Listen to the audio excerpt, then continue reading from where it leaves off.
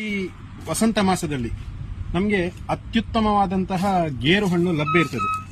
ಈ ಗೇರು ಹಣ್ಣನ್ನ ನಾವು ಹೀಗೇನೆ ಸೇವಿಸುವುದಕ್ಕಿಂತ ಜ್ಯೂಸ್ ಮೂಲಕ ಕುಡಿದ್ರೆ ಅದಕ್ಕೆ ಬಹಳ ರುಚಿ ಬರ್ತದೆ.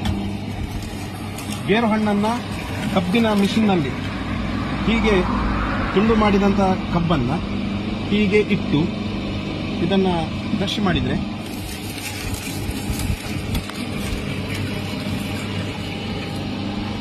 ಅತ್ಯುತ್ತಮವಾದಂತಹ ಕಬ್ಬಿನ ಜ್ಯೂಸಿನೊಂದಿಗೆ ಗೇರು ಹಣ್ಣಿನ ಒಂದು ಜ್ಯೂಸ್ ಕೂಡ ಲಭ್ಯ ಆಗ್ತದೆ. ಬಹುಶಃ ಇದನ್ನು ನಾವು ಸೇರಿಸಿದ್ರೆ ಅದು ಸಹ ಈ ಬೇಸಿಗೆ ಕಾಲದಲ್ಲಿ ನಮ್ಮ ಆರೋಗ್ಯಕ್ಕೆ ಬಹಳ ಒಳ್ಳೆಯ ಒಂದು ಪೋಷಕಾಂಶ ಲಭ್ಯ ಆಗ್ತದೆ. ಮ್ಯಾಗ್ನೀಸಿಯಂ ಮತ್ತು ಬೇರೆ ಬೇರೆ ರೀತಿಯಾದಂತಹ ಕಂಟೆಂಟ್ಗಳು ಈ ಗೇರು ಹಣ್ಣಿನಲ್ಲಿದೆ ಮತ್ತು ಕಬ್ಬಿನಲ್ಲೂ ಕೂಡ ಇದೆ. ಆದ್ದರಿಂದ ಇದನ್ನು ಸೇವಿಸಿ ನಮಗೆ ಲಭ್ಯ ಇರುವ ಸ್ಥಳೀಯ ಹಣ್ಣನ್ನು ನಾವು ಮೌಲ್ಯವರ್ಧನೆ ಮಾಡಬೇಕು ಮತ್ತು ಬಳಕೆ ಮಾಡಬೇಕು. ಧನ್ಯವಾದಗಳು.